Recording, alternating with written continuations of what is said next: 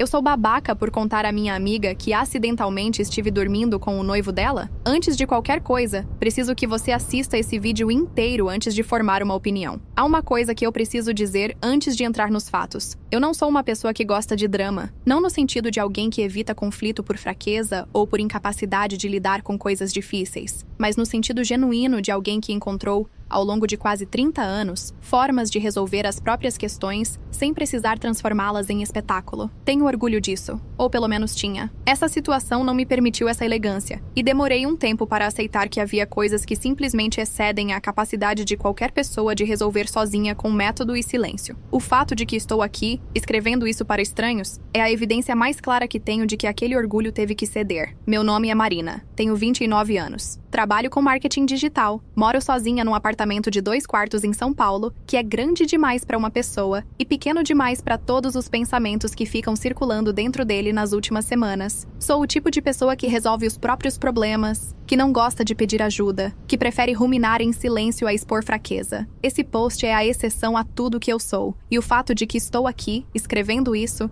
é indicativo de quão fora dos eixos eu estou. A Camila é minha melhor amiga desde os 15 anos. 14 anos de amizade. 14 anos que incluem o velório da mãe dela, onde eu fiquei do lado dela por 3 dias seguidos sem dormir. A viagem que a gente fez juntas para Portugal quando as duas estávamos passando por términos simultâneos e decidimos que o melhor remédio era sair do país por 10 dias. O período em que eu passei por uma depressão que eu não contei pra ninguém, exceto pra ela. E ela aparecia na minha casa toda sábado com filmes e comida, sem nunca fazer eu me sentir um peso. Essa é a Camila. Essa é a pessoa que eu machuco em qualquer versão dessa história. O Rafael é o noivo dela. Eles estão juntos há 4 anos. Noivos há 1. O casamento é em março. Eu sou madrinha. Agora deixa eu contar o que aconteceu, do começo, sem os atalhos que tornam tudo mais simples e menos verdadeiro. Tudo começou em outubro do ano passado, numa viagem de trabalho para o Rio de Janeiro. Eu estava participando de um congresso de marketing que acontecia num hotel em Ipanema, 3 dias de painéis e workshops, e aquele tipo específico de networking que é meio fingido, mas necessário. Era a minha segunda vez nesse congresso. Já havia ido no ano anterior. E eu conhecia a dinâmica. Dias intensos, jantares em grupo com pessoas de empresas diferentes, aquele estado de exaustão social que mistura cansaço real com estimulação excessiva. No segundo dia do congresso, depois de um painel sobre comportamento de consumidor que havia durado 3 horas além do previsto, um grupo foi jantar num restaurante perto do hotel. Eram umas 12 pessoas, mistura de palestrantes e participantes, com aquela energia de fim de tarde de evento que é meio eufórica e meio exausta ao mesmo tempo. Eu estava nesse grupo. Foi onde conheci o Thiago. Thiago tinha 32 anos. Trabalhava com estratégia de produto numa startup do Rio. Era inteligente de um jeito que aparecia na conversa sem esforço e sem exibicionismo. Tinha aquele tipo de presença que não domina o ambiente, mas que você percebe mesmo quando está prestando atenção em outra coisa. A gente acabou sentado do mesmo lado da mesa longa, falando sobre coisas que começaram como assuntos de congresso e foram migrando para outras coisas, com aquela naturalidade que às vezes acontece quando você encontra alguém com quem a conversa tem tração própria. Ele era divorciado, tinha uma filha de 5 anos que morava com a mãe em Niterói e que ele via nos fins de semana. Contou isso com aquela leveza de quem já processou a situação e encontrou um equilíbrio razoável com ela. Sem drama, sem vitimização, sem aquela amargura residual que alguns homens divorciados carregam como identidade. Me pareceu alguém que havia aprendido coisas difíceis de formas que não o haviam endurecido. O jantar terminou depois da meia-noite. O grupo se dividiu. Parte voltou para o hotel, parte foi para um bar. Eu e o Thiago fomos pro bar, junto com mais 3 pessoas do grupo que foram embora gradualmente ao longo das horas seguintes, até sermos só os 2 numa mesa de canto com as 2 últimas cervejas do que havia sido uma noite longa. Não vou romantizar o que aconteceu. Não foi um encontro de filme. Não havia química mágica e destino e todas essas construções que a gente usa para descrever encontros quando quer que eles signifiquem algo. Era uma atração real, uma conexão real de conversa, e 2 adultos solteiros que estavam longe de casa numa noite quente no Rio de Janeiro, tomando decisões que fazem sentido naquele contexto mesmo que não façam parte de nenhum plano maior. Voltamos para o hotel juntos. Ele estava hospedado no mesmo hotel que eu, 2 andares acima. Ficamos na minha suíte. Na manhã seguinte, quando a claridade entrou pela janela do hotel e eu estava acordando com aquela desorientação de quem dormiu num lugar diferente do habitual, eu não sabia o sobrenome dele. Não sabia de onde ele era exatamente. Não sabia o nome da filha. Eram lacunas normais de uma noite de congresso com um estranho, do tipo que você não preenche porque não é necessário. Trocamos números antes de ele ir embora para o painel da manhã. Não com expectativa de nada, mas por aquela cortesia que às vezes acompanha esses encontros, o tipo de troca de contato que acontece sabendo que provavelmente não vai resultar em nada, mas que parece rude omitir. Voltei para São Paulo no dia seguinte com aquela espécie de memória suave e autônoma que os encontros passageiros deixam, o tipo que você guarda sem guardar ativamente, que existe sem peso e sem cobrança. Esqueci do Thiago com a facilidade que você esquece de coisas que não têm onde se ancorar na sua vida cotidiana. Por 2 meses, não aconteceu mais nada. Até o jantar de noivado da Camila. O jantar de noivado foi em dezembro, num restaurante italiano nos Jardins que a mãe da Camila havia escolhido com aquela meticulosidade de quem planejou eventos dessa natureza em sonho desde que a filha tinha 3 anos. Era um lugar lindo e caro e ligeiramente intimidador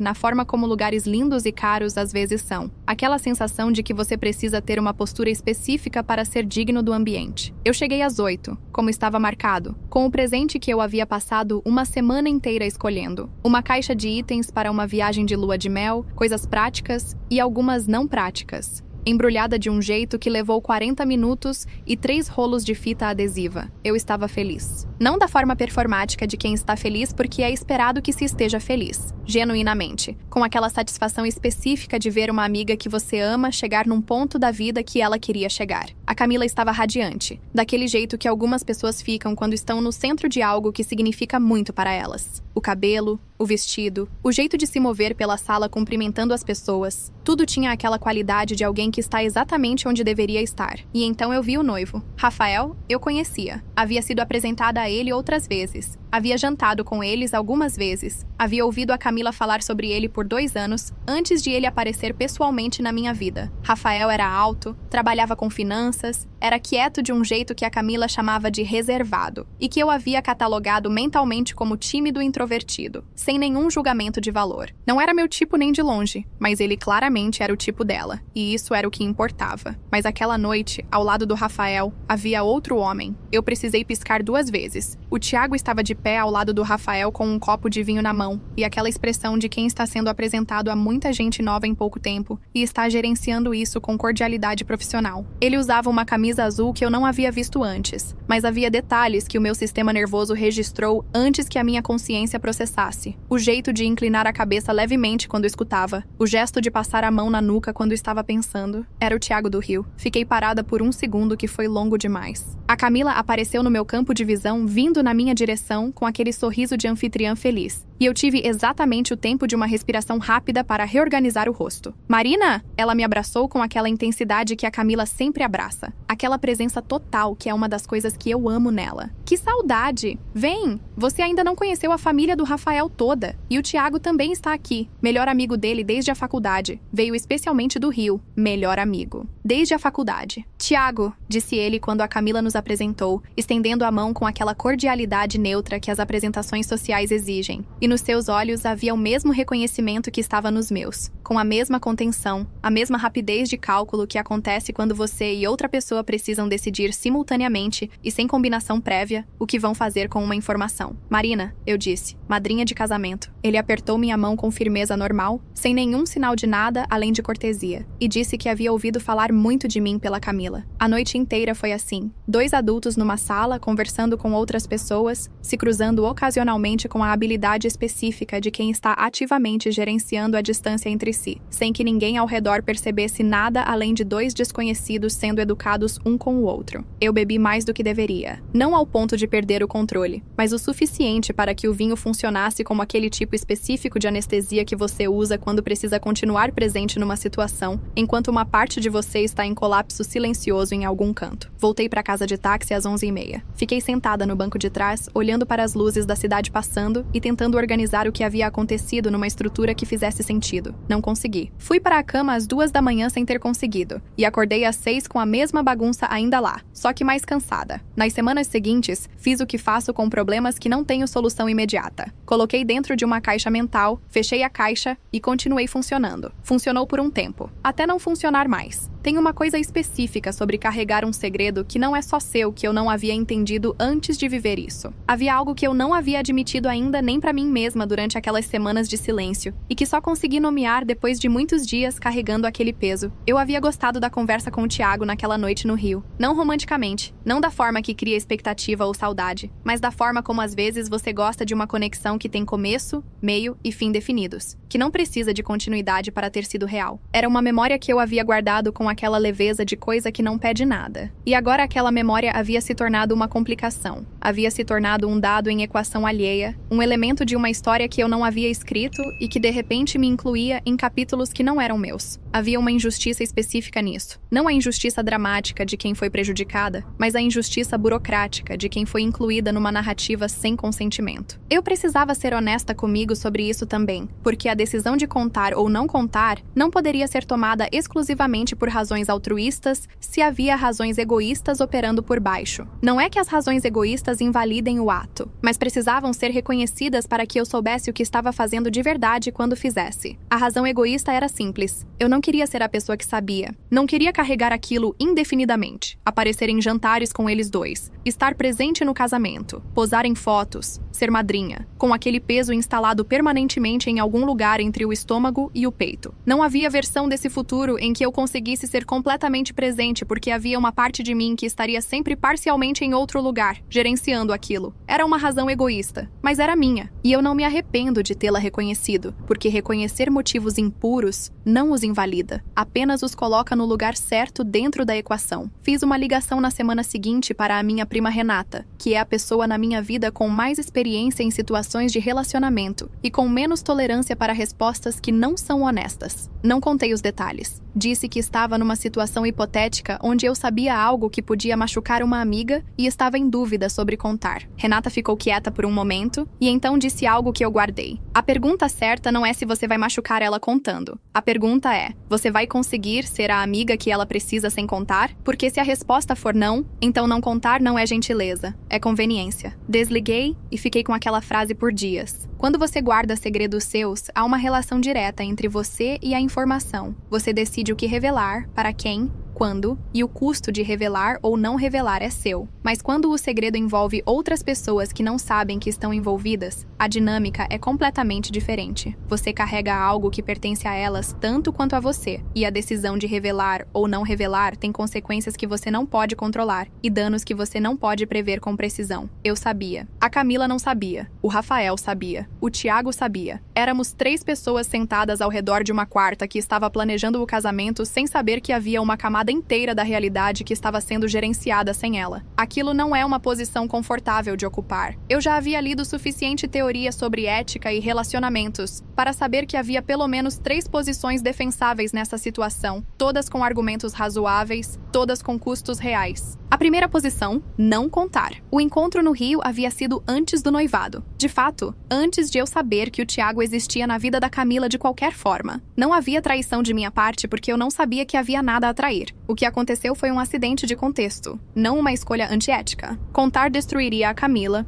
destruiria o noivado, destruiria 14 anos de amizade, por uma informação que, na melhor das hipóteses, serviria apenas para causar dor sem resolver nada, porque o problema não era meu comportamento, mas o comportamento do noivo dela. A segunda posição, contar imediatamente. A Camila merecia saber que o melhor amigo do noivo havia dormido com a madrinha do casamento 2 meses antes da cerimônia. Não porque meu comportamento fosse antiético, não era, mas porque o Rafael havia escolhido trazer esse homem para dentro do casamento como figura central sem revelar aquela informação. E isso criava uma dinâmica que a Camila não tinha como avaliar conscientemente. Ela estava tomando decisões sobre o casamento, sobre o papel do Thiago nele, sem ter acesso à informação relevante. A terceira posição, que era a que me mantinha acordada às 3 da manhã, e se o Rafael não sabia? E se o Thiago não havia contado para o Rafael? Nesse caso, o Rafael estava tão no escuro quanto a Camila, e o Thiago era o único com o mapa completo da situação. Mandei uma mensagem para o Thiago 3 semanas depois do jantar. Não havia como não mandar. Havia chegado ao limite do que conseguia gerir sozinha, e havia uma pergunta que precisava de resposta antes de qualquer outra coisa. O Rafael sabia? A mensagem foi curta e direta, sem abertura para conversa sobre nada além do que precisava ser ser resolvido. Preciso saber se o Rafael sabe do que aconteceu no Rio. Responde com sinceridade. Ele demorou 2 horas para responder. Quando respondeu, foi com uma mensagem longa que eu li 3 vezes antes de conseguir processar completamente. O Rafael não sabia. O Thiago não havia contado. E havia uma razão para isso que eu não havia considerado. O Thiago havia me reconhecido no jantar de noivado com o mesmo choque que eu havia sentido ao reconhecê-lo, havia passado a noite inteira fazendo as mesmas contas que eu, e havia chegado à mesma conclusão provisória que eu. Não contar era a opção que causava menos dano imediato. Mas havia uma segunda parte da mensagem que mudou o enquadramento de tudo. Thiago escreveu: "Eu preciso te contar uma coisa sobre o jantar, mas não por mensagem. Pode ser por chamada?" Eu liguei imediatamente. O que ele me contou naquela chamada foi o segundo andar de um problema que eu achava que tinha apenas um andar. E foi o que transformou uma situação já complicada em algo de uma complexidade que eu ainda estou tentando processar. Thiago me contou que, no dia seguinte ao jantar de noivado, havia tido uma conversa com o Rafael que havia começado de forma casual e tinha ido para um lugar que ele não havia antecipado. Preciso pausar aqui para explicar algo sobre o Thiago que ficou claro ao longo das nossas conversas e que é relevante para entender as escolhas que ele fez. O Thiago era, pela descrição que fui montando em fragmentos, o tipo de amigo que carrega lealdades conflitantes com a consciência de quem sabe que um dia vai ter que escolher entre elas e que evita esse dia enquanto pode. Havia algo nele que eu só conseguia inferir pelo tom das mensagens, pela demora nas respostas, pelos silêncios antes de responder perguntas diretas, que sugeria um homem que havia acomodado informações desconfortáveis sobre o melhor amigo por muito tempo, colocando-as numa categoria mental de coisas que eu sei,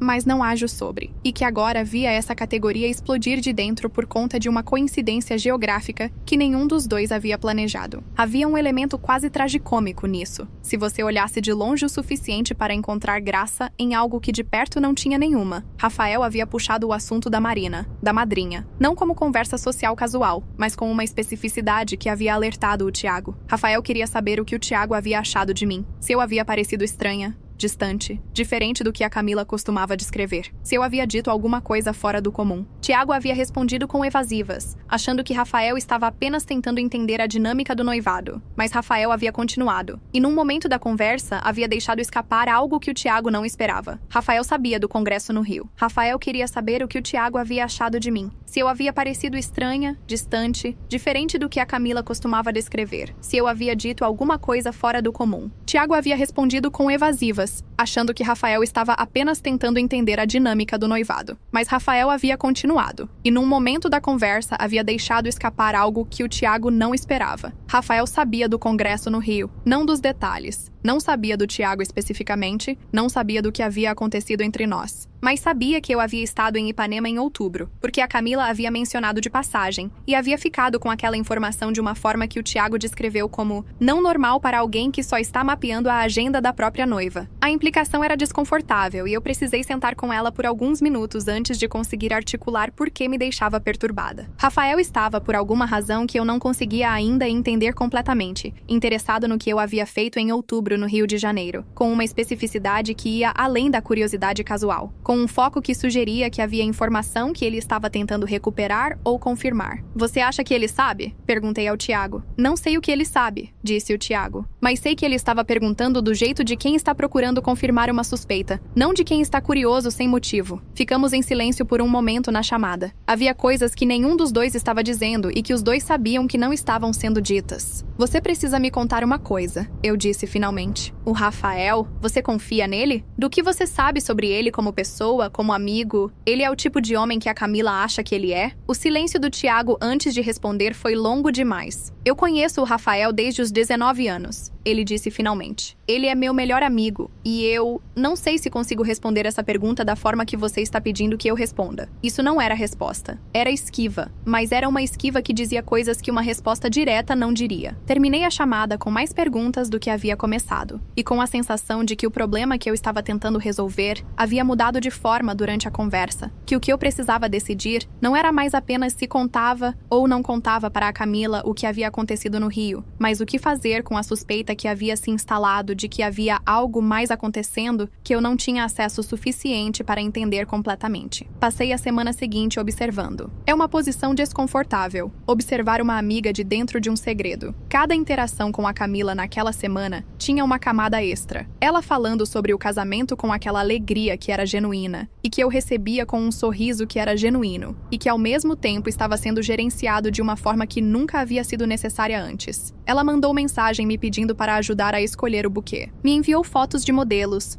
pediu opinião, mandou áudios enquanto estava na floricultura descrevendo as flores com aquela atenção de quem está transformando cada detalhe numa memória. Eu respondi com entusiasmo que era real. Eu queria que o casamento dela fosse lindo. Eu queria que ela fosse feliz. Eu queria todas as coisas boas para ela com a intensidade que você quer para quem você ama. E carregava aquele peso. Numa quinta-feira à noite, umas 3 semanas depois da chamada com o Thiago, aconteceu alguma coisa que mudou o eixo de tudo de novo. Recebi uma mensagem de um número que eu não reconhecia. A mensagem dizia apenas: "A Marina que é madrinha do casamento do Rafael com a Camila?" Eu fiquei olhando para aquela frase por um tempo. Havia várias possibilidades para quem estava do outro lado. Familiar de algum dos dois. Pessoa da lista de convidados tentando confirmar informações. Qualquer uma das possibilidades inocentes que uma mensagem assim poderia ter. Respondi que sim, era eu. A resposta demorou uns 15 minutos. Quando veio, era mais longa. "Meu nome é Fernanda. Eu não sei se você sabe, mas o Rafael e eu ficamos juntos por 6 meses no ano passado. Ele terminou em julho dizendo que queria se focar no relacionamento com a Camila. Eu aceitei, segui em frente. Mas nos últimos meses comecei a receber coisas que me preocupam e que acho que você precisa saber. Posso ligar?" Fiquei com o celular na mão por um tempo que não consegui medir. Havia uma versão de mim que queria não responder, que queria bloquear o número, fechar o aplicativo, fazer a escolha que é mais fácil no curto prazo e mais difícil de carregar depois. Havia uma versão de mim que queria ir direto para a Camila, contar tudo, o Rio, o Thiago, a Fernanda, e deixar que ela decidisse com informação completa. Havia também uma versão mais cautelosa que queria saber o que Fernanda tinha a dizer antes de fazer qualquer coisa, porque agir com informação incompleta é pior do que não agir, e eu havia aprendido isso nas últimas semanas de uma forma que não estava disposta a ignorar. Disse que podia ligar. Fernanda tinha 27 anos, era designer, morava no Rio. Tinha uma voz que soava como alguém que havia ensaiado o que ia dizer, mas estava tendo que improvisar, porque a realidade da conversa era ligeiramente diferente do ensaio. Me contou que havia namorado o Rafael por 6 meses antes de ele terminar, que havia ficado magoada, mas havia aceitado, que havia seguido em frente sem guardar rancor porque as coisas não funcionam às vezes, e isso é parte da vida. Mas em setembro, um mês antes do meu congresso no Rio, o Rafael havia entrado em contato. Não para reatar, ele havia dito, mas só para ver como ela estava. As mensagens haviam continuado ao longo de semanas, com aquela ambiguidade específica de quem quer manter uma porta aberta sem ser explícito sobre o porquê. Havia encontros que eram descritos como casuais, mas que tinham aquela textura de algo que não é bem casual. E depois, em novembro, as mensagens haviam parado abruptamente, na mesma semana do jantar de noivado. "Eu não estou te contando isso para causar problema", disse Fernanda. "Eu segui em frente de verdade, mas tenho uma amiga em comum com uma amiga da Camila, e soube pelo caminho que o casamento é daqui a pouco, e fiquei com isso me pesando. A Camila não me deve nada. Eu nunca fiz nada de errado, mas a versão da história que ela está tendo acesso não é completa." Ficamos em silêncio por um momento. "Por que você está me contando isso?"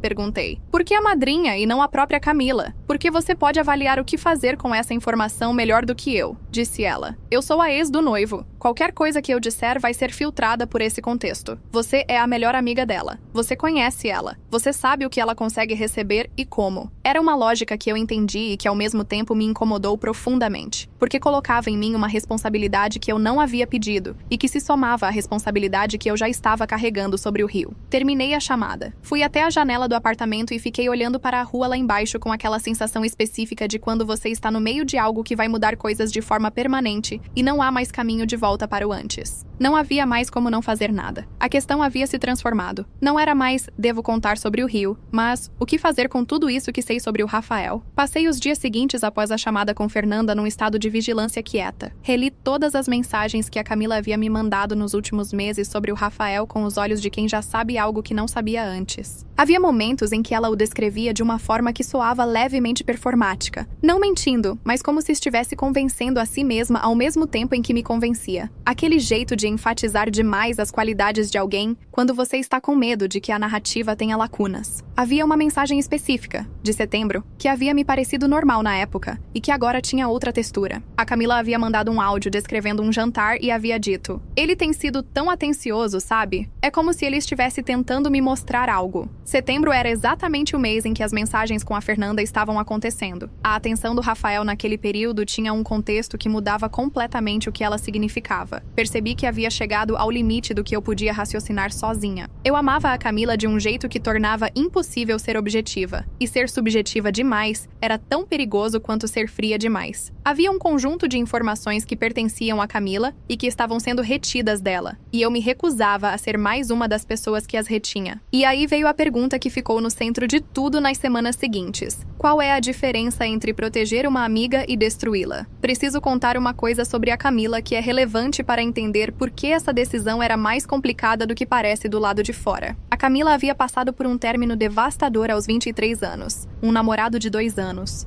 Alguém que ela havia amado com aquela intensidade de quem ainda não aprendeu a se proteger, havia terminado com ela de uma forma que na época só conseguia descrever como cruel. Não por maldade intencional, mas pela indiferença que às vezes é pior que a maldade porque não tem nem a dignidade de uma emoção forte. Ele havia simplesmente decidido que havia algo melhor esperando. Havia comunicado isso como quem cancela um plano de assinatura, e havia seguido em frente sem olhar para trás. Mas para entender o peso real disso, preciso contar como eu a vi naquele período. Fui à casa dela 3 dias depois do término com uma desculpa qualquer. Não me lembro qual, porque a desculpa era irrelevante e os dois sabíamos. E encontrei uma versão da Camila que era funcionalmente idêntica à versão normal, mas que tinha uma qualidade interna completamente diferente. Era como quando você está olhando para um retrato e algo está ligeiramente diferente, mas você demora para identificar o quê. E quando identifica, percebe que é a luz nos olhos. Não o brilho, mas a profundidade. Aquela camada que indica que há alguém presente de verdade por baixo da expressão. Ela estava presente. Estava conversando, estava rindo de coisas engraçadas, estava fazendo planos. Mas aquela camada estava diferente, mais rasa, como se uma parte dela tivesse recuado para algum lugar interno que eu não conseguia acessar. Isso durou 2 anos. Não 2 anos de colapso. 2 anos de recuperação invisível. Do tipo que só quem está de dentro consegue acompanhar porque de fora a pessoa parece exatamente a mesma. Eu estava de dentro. Vi cada um dos pequenos passos de volta. O dia em que ela comentou sobre um homem que havia sentado perto dela no café com aquela leveza que significa que você voltou a notar os homens. O dia em que ela disse pela primeira vez em meses que estava empolgada com algo que estava vindo na vida dela. O dia em que eu percebi que a camada havia voltado e não soube dizer exatamente quando tinha voltado porque tinha sido gradual demais para ter um momento. O Rafael havia entrado na vida dela 3 anos depois desse término. E o que havia acontecido entre eles, o que eu havia acompanhado de perto por 4 anos, era a Camila aprendendo de novo a confiar. Não de uma vez, não de forma dramática, mas gradualmente, com recuos e avanços, com conversas difíceis e negociações de expectativas, até chegar no ponto onde ela estava agora, planejando um casamento com a convicção serena de quem finalmente chegou num lugar seguro. Destruir isso, ou colocar em risco a possibilidade de que fosse real, não era apenas quebrar uma má notícia, era potencialmente desfazer um trabalho de reconstrução que havia levado anos e que tinha um custo emocional que eu havia acompanhado de dentro. Havia uma dimensão de responsabilidade nisso que eu não podia ignorar. Eu era, em certa medida, uma testemunha privilegiada daquele processo de reconstrução. E testemunhar tem peso. A Camila havia demorado 2 anos para se recuperar de verdade. Não o tipo de 2 anos onde você fica paralisada e não funciona. Ela havia funcionado perfeitamente. Havia trabalhado. Havia mantido amizades. Havia continuado sendo a Camila que todo mundo via. Mas eu a conhecia de dentro. E eu sabia que havia partes dela que haviam sido reorganizadas por aquele término de uma forma que deixou marcas específicas. Uma desconfiança nova de que a felicidade é provisória. Uma tendência a monitorar sinais de que algo está prestes a acabar, mesmo quando nada está. Uma dificuldade em aceitar que alguém poderia amá-la com com a constância que ela merecia, sem que houvesse uma armadilha escondida em algum lugar. O Rafael havia entrado na vida dela 3 anos depois desse término. E o que havia acontecido entre eles, o que eu havia acompanhado de perto por 4 anos, era a Camila aprendendo de novo a confiar. Não de uma vez, não de forma dramática, mas gradualmente, com recuos e avanços, com conversas difíceis e negociações de expectativas, até chegar no ponto onde ela estava agora, planejando um casamento com a convicção serena de quem finalmente chegou num lugar seguro. Destruir isso, ou colocar em risco a possibilidade de que fosse real, não era apenas quebrar uma notícia ruim. Era potencialmente desfazer um trabalho de reconstrução que havia levado anos e que tinha um custo emocional que eu havia acompanhado de dentro. E havia a complicação adicional de que eu não sabia, com certeza, o que havia acontecido. Sabia o que o Thiago havia insinuado sem dizer. Sabia o que a Fernanda havia contado com a perspectiva de quem foi do outro lado. Sabia o que o Rafael havia deixado entender ao perguntar sobre o Rio de forma que o Thiago havia achado suspeita. Mas sabia não da forma que você sabe quando tem evidências, quando tem conversas gravadas, quando tem fatos que resistem ao questionamento. Tinha peças de um quebra-cabeça que podiam se encaixar de formas diferentes dependendo de que hipótese você estava tentando confirmar. Se eu fosse a Camila com tudo isso, estava entregando a ela um conjunto de suspeitas e circunstâncias que ela precisaria avaliar, e que poderiam, na avaliação dela, resultar numa de várias coisas. Cancelamento do casamento, confronto com o Rafael, reconciliação com o Rafael depois do confronto, ou, e essa era a possibilidade que me mantinha acordada, a conclusão de que eu havia destruído o casamento dela por conta de informações que não tinham substância suficiente para justificar a destruição. Liguei para o Thiago de novo. Dessa vez fui direto ao ponto. Você precisa me dizer o que você sabe sobre o Rafael, não o que você suspeita, não o que você insinua, o que você sabe. Outro silêncio longo. Marina, disse ele com aquela voz de alguém que está prestes a dizer algo que havia estado evitando. O Rafael e eu somos amigos há 13 anos. Eu sei coisas sobre ele que nunca deveria precisar usar. E o fato de que estou considerando usá-las me diz algo sobre como eu avalio a situação atual. Diz mais. Eu acho que o Rafael ama a Camila do jeito que ele sabe amar. O problema é que o jeito que ele sabe amar inclui paralelos. Sempre incluiu. Não estou dizendo que é um homem ruim. Estou dizendo que é um homem que não sabe ser completamente honesto sobre o que quer e que resolve essa dificuldade sendo desonesto sobre o que faz. Era o suficiente. Não eram fatos jurídicos. Mas era o suficiente para mim. Passei os 3 dias seguintes decidindo o que fazer. A primeira noite eu fiz listas. Literalmente. Peguei papel e caneta porque escrever à mão tem uma qualidade de permanência que a tela não tem. E escrevi os argumentos dos dois lados com a tentativa de ser tão honesta quanto possível sobre o peso de cada um. A segunda coisa que fiz durante aquelas 3 noites foi ligar para a minha mãe. Isso vai parecer estranho. Minha mãe e eu não temos o tipo de relacionamento onde eu ligo com problemas emocionais. Temos um relacionamento funcional e afetivo, mas com aquela distância de geração que significa que certas coisas não chegam naturalmente até ela. Mas havia algo específico que eu queria perguntar, algo que só ela podia responder. Perguntei se ela já havia guardado um segredo sobre alguém que amava para protegê-la e se havia se arrependido. Ela ficou quieta por um tempo longo demais para ser uma pausa normal. Então disse: uma vez, quando sua avó estava doente, eu soube de algo sobre seu tio que ela não sabia. Guardei porque achei que ia poupar ela. Ela morreu sem saber. E eu ainda me pergunto se fiz certo. Não perguntei o que era o segredo. Não era sobre isso. A diferença, continuou minha mãe, é que a Camila ainda vai viver muito tempo com as consequências do que você decidir. Sua avó não ia. Isso muda a conta. Desliguei com aquela clareza que às vezes chega de lugares que você não esperava. Havia também uma terceira coisa que aconteceu naquelas noites, mais silenciosa e mais fundante do que as outras duas. Na segunda noite, enquanto ficava deitada sem conseguir dormir, percebi que havia uma pergunta que eu havia evitado fazer a mim mesma porque tinha medo da resposta. A pergunta era: se eu fosse a Camila, eu quereria saber? A resposta foi imediata, física, sem espaço para negociação. Sim. Sem dúvida, com qualquer custo. E se eu quereria saber estando no lugar dela, o que me dava o direito de decidir que ela não queria? Qual era o argumento para que eu tivesse mais acesso à própria capacidade de receber informações difíceis do que ela tinha a dela? Não havia argumento. A única razão para não contar era o medo do que ia acontecer depois. E medo não é fundamento suficiente para atrair alguém com silêncio. Do lado de não contar, a Camila estava feliz. O casamento era em 2 meses. Destruir agora seria causar o máximo de dano no pior momento possível. Minha informação sobre o Rio não implicava nenhuma traição do Rafael. porque ele não sabia de nada. Tiago era o amigo dele, não eu, e o que havia acontecido entre mim e Tiago não tinha nenhuma relação com o Rafael, exceto pela coincidência geográfica e social. O que Fernanda havia contado era a perspectiva de uma ex com motivações que eu não podia avaliar com certeza. O que Tiago havia dito era uma caracterização de personalidade, não um fato verificável. Eu estava prestes a intervir na vida da minha melhor amiga baseada em fragmentos. Do lado de contar, a Camila era adulta com direito à informação completa sobre a pessoa com quem estava se casando. O Rafael estava, com base no que o Tiago havia dito, potencialmente construindo um padrão que havia se repetido em relacionamentos anteriores e que havia incluído, nos meses que antecederam o noivado, pelo menos uma pessoa adicional. A Camila não tinha como avaliar essas informações se eu não as entregasse a ela. E se eu não contasse agora, quando contaria? Depois do casamento? Depois de 5 anos? Nunca. A questão de fundo era: de quem é a agência aqui? A Camila tinha direito a decidir o que fazer com a própria vida com acesso completo às informações. Eu estava, ao não contar, tomando uma decisão por ela sobre o que ela conseguia ou não conseguia receber. A segunda noite, eu parei de fazer listas e fiquei em silêncio. Há coisas que a análise racional não resolve, porque as variáveis emocionais têm um peso que nenhuma planilha consegue quantificar. Eu podia listar todos os argumentos do mundo, e ainda assim,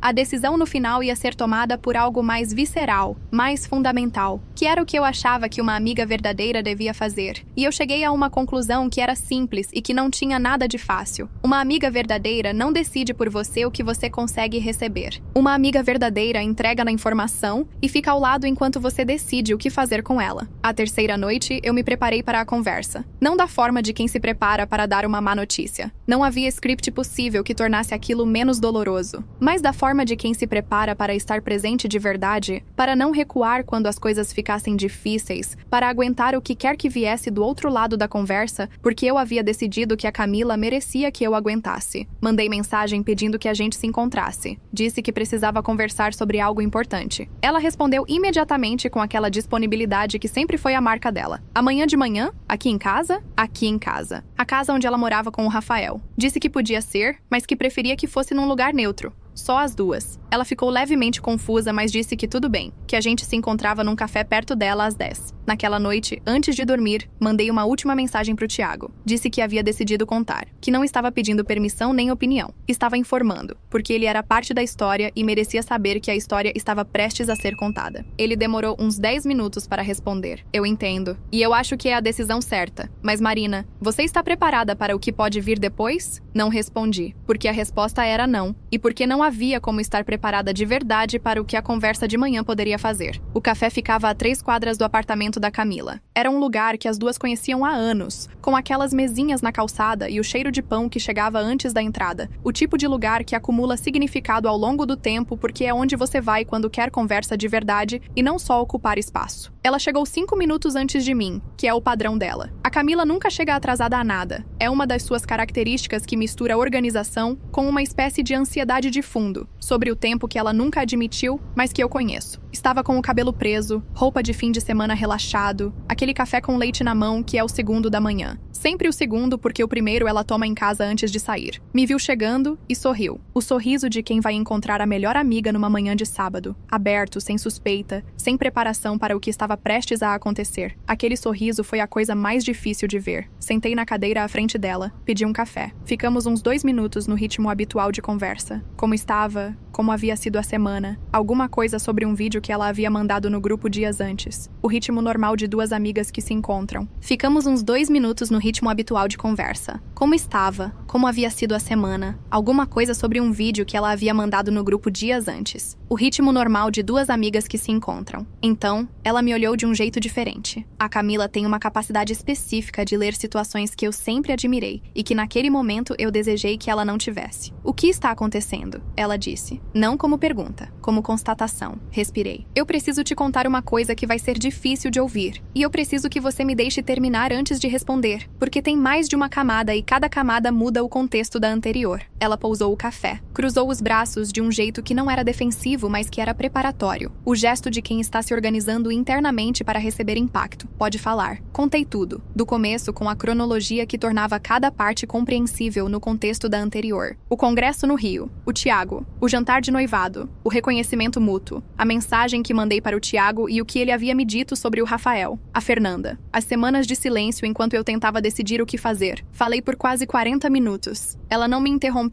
uma única vez. Quando terminei, havia um silêncio no café que parecia maior do que o espaço físico comportava. Aquele tipo de silêncio que tem peso e temperatura, que você sente na pele antes de conseguir descrevê-lo. Camila ficou olhando para a mesa por um tempo. Depois, olhou para mim. O que eu vi no rosto dela não era o que eu havia antecipado. Não havia lágrimas. Pelo menos não ainda. Havia uma expressão que eu levei alguns segundos para reconhecer, e que quando reconheci, me atingiu com uma força que não esperava. Era a expressão de quem está confirmando algo que já sabia. Eu sei sobre a Fernanda, ela disse. Fiquei completamente imóvel. Não tudo, mas sei que eles se falaram depois do término. Confrontei o Rafael em outubro. Ele disse que havia sido uma fase de insegurança, que havia passado, que não havia acontecido nada físico. Pausa. Eu acreditei porque queria acreditar, porque estava com medo do que ia acontecer se não acreditasse. Ela levantou os olhos para mim. E você e o Tiago, disse ela. Isso eu não sabia. Havia algo na voz dela ao dizer aquilo que me atingiu de uma forma diferente de tudo que eu havia antecipado. Não raiva, não ainda. Era uma espécie de tristeza muito específica. A tristeza de alguém que está recalibrando um mapa que achava que conhecia. Eu precisava te contar, eu disse. Mesmo sabendo que ia doer, porque você merecia saber. Ela ficou em silêncio por um longo momento. Eu sei, disse ela finalmente. E estou furiosa com você. Aceitei aquilo. Era justo. Mas também estou aliviada. De uma forma que eu não consigo ainda explicar direito. Como quando você sabe que algo está errado, mas não consegue encontrar o fio, e alguém puxa o fio por você, e é horrível e necessário ao mesmo tempo. Ficamos sentadas por mais 2 horas. O café esfriou. Pedimos outro. Ela chorou. Eu chorei. Houve um período em que as duas ficamos em silêncio sem que o silêncio fosse desconfortável. Aquele tipo de silêncio que só existe entre pessoas que têm tempo de amizade suficiente para que o silêncio seja uma forma de presença. Antes de ir embora, ela me disse uma coisa que ficou comigo. A pior parte não é o que você me contou sobre o Tiago. A pior parte é que o Rafael trouxe ele pro casamento sabendo. Escolheu me colocar ao lado dessa informação sem me dar a opção de saber o que estava ao meu lado. Ela foi embora. Eu fiquei sentada olhando para a cadeira vazia por um tempo. Não vou fingir que o que veio depois foi simples, ou que as coisas se resolveram de uma forma que faz a história ter um arco limpo. O que veio depois foi bagunçado e gradual e cheio de dias em que eu não sabia o que estava sendo construído ou destruído. A semana seguinte à conversa no café foi a mais difícil. Não porque havia conflito ativo, mas porque havia um silêncio que eu não sabia como interpretar. A Camila não me mandou mensagem no dia seguinte, que era incomum. Não porque houvéssemos combinado de não falar, mas porque havia passado a ser rotina das nossas vidas mandar pelo menos uma bobagem por dia. Um áudio curto, um link, qualquer coisa que mantivesse o fio de presença cotidiana. A ausência daquele fio por 2 dias seguidos pesou de uma forma que não esperava. No terceiro dia, ela mandou um áudio. Não sobre o Rafael, não sobre o que havia conversado com ele, não sobre nenhuma das coisas que eu sabia que estavam acontecendo na vida dela naquele momento. Era um áudio de 30 segundos me contando sobre um gato que havia aparecido na janela da cozinha dela e ficado parado me olhando por 5 minutos. Era exatamente o tipo de mensagem que ela me mandaria num dia normal qualquer. Eu ouvi aquele áudio 3 vezes. Chorei no segundo. Era ela me dizendo: ainda estou aqui. Não sei ainda o que faço com o resto, mas ainda estou aqui. A Camila confrontou o Rafael naquela tarde depois do café. Não sei os detalhes dessa conversa. Ela me contou fragmentos ao longo dos dias seguintes, em mensagens e uma ligação longa numa quarta-feira, e o que montei desses fragmentos foi uma conversa que havia sido difícil e reveladora, e que havia confirmado algumas coisas e deixado outras em aberto. Não sei os detalhes dessa conversa. Ela me contou fragmentos ao longo dos dias seguintes, em mensagens e uma ligação longa numa quarta-feira, e o que montei desses fragmentos foi uma conversa que havia sido difícil e reveladora, e que havia confirmado algumas coisas e deixado outras em aberto. Rafael havia confirmado o contato com a Fernanda depois do término. Havia dito que não havia sido nada físico, e eu não tinha como saber se isso era verdade ou não. E a Camila havia decidido, pelo menos por enquanto, aceitar essa versão enquanto processava o resto. Havia negado saber do encontro entre mim e o Tiago.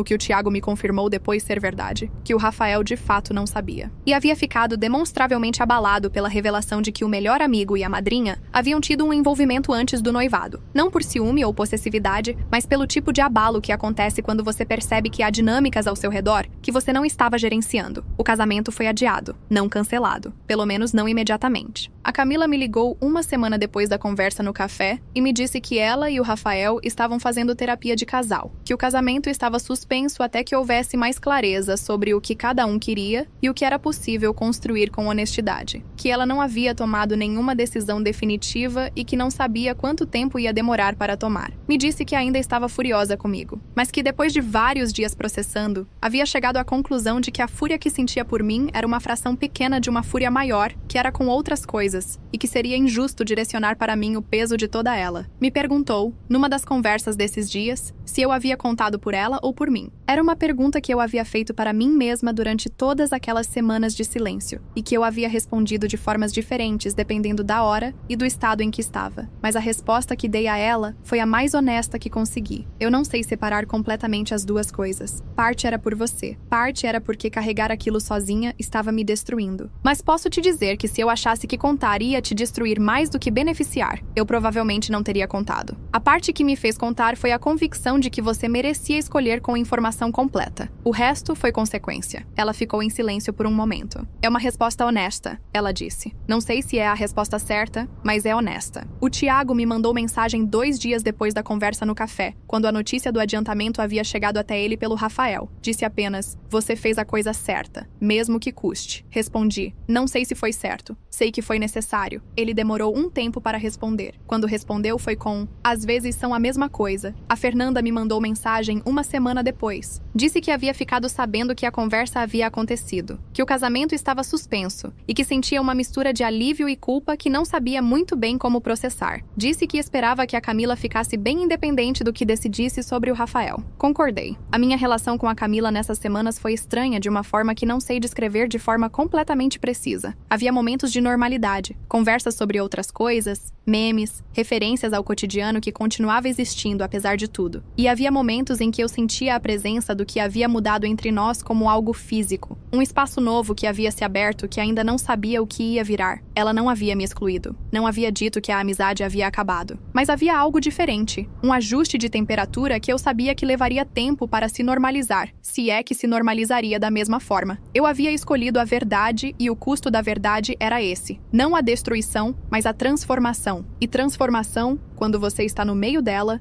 se parece muito com perda. Estou postando isso porque chegou um ponto em que o peso de carregar tudo dentro da minha cabeça ficou grande demais para ser gerenciado sozinho. E eu precisava colocar para fora de uma forma que não envolvesse sobrecarregar nenhuma das pessoas que já estavam no meio dessa história. Mas também estou postando porque há uma pergunta no título que eu não consigo responder sobre mim mesma com objetividade suficiente. Eu sou a babaca aqui? Não no sentido de sou a pessoa mais culpada nessa história. Evidentemente, há outras pessoas com mais responsabilidade direta pelo que aconteceu. Mas no sentido mais específico da pergunta, fui babaca por contar? Há um argumento que eu ouço na minha cabeça repetidamente, nas vozes de todas as possíveis pessoas que me diriam isso. Que eu não devia nada a Camila sobre o Rio, que o que aconteceu com o Thiago foi antes de eu saber que ele existia na vida dela, que eu poderia ter guardado aquela informação sem prejudicar ninguém, que ao contar eu coloquei minha própria necessidade de não carregar o segredo acima da felicidade dela. E há uma parte de mim que não consegue descartar completamente esse argumento. Porque é verdade que eu queria me libertar do peso. É verdade que havia uma dimensão egoísta na decisão de contar. Não a dimensão dominante, mas presente. É verdade que a Camila estava mais feliz antes de saber. Pelo menos da felicidade de quem não sabe o que não sabe. E é verdade que eu fui, em alguma medida, agente de uma perturbação que ela não havia pedido. Mas então eu me lembro da frase que ela disse no café. A pior parte é que o Rafael trouxe ele pro casamento sabendo. Escolheu me colocar ao lado dessa informação sem me dar a opção de saber o que estava ao meu lado. E eu me lembro do que é construir uma vida com base em uma versão incompleta da realidade. De todas as decisões que você toma que fazem sentido dentro de um mapa que não é preciso. E eu penso, quem eu seria se soubesse que tinha o mapa completo e não o entreguei? A Camila e o Rafael ainda estão em terapia. Não sei o que vai acontecer com o casamento. Ela me disse na semana passada que está processando muita coisa ao mesmo tempo. Que há mais coisas sobre o Rafael que a terapia está trazendo à superfície. Que que ela está tentando chegar a uma conclusão sobre o que quer de dentro para fora, em vez de fora para dentro. Disse que precisa de tempo. Disse também que me ligaria quando estivesse pronta, e que estar pronta podia demorar. Estou aqui esperando, não com ansiedade. Aprendi nessas semanas que há uma diferença entre esperança ativa e espera ansiosa, e que a segunda não serve a ninguém. Estou aqui com a esperança de que 14 anos de amizade real sejam mais resistentes do que um período de crise. Que a Camila que me ligou no velório da mãe, que ficou comigo nas madrugadas de depressão, que apareceu sábado após sábado com filmes e comida, que essa Camila e eu tenhamos construído algo que aguente isso. Não sei se aguenta, mas acredito que sim, e acreditar não é pouca coisa. Sobre o Thiago, não conversamos mais desde as semanas logo depois do café. Não há nada a construir ali.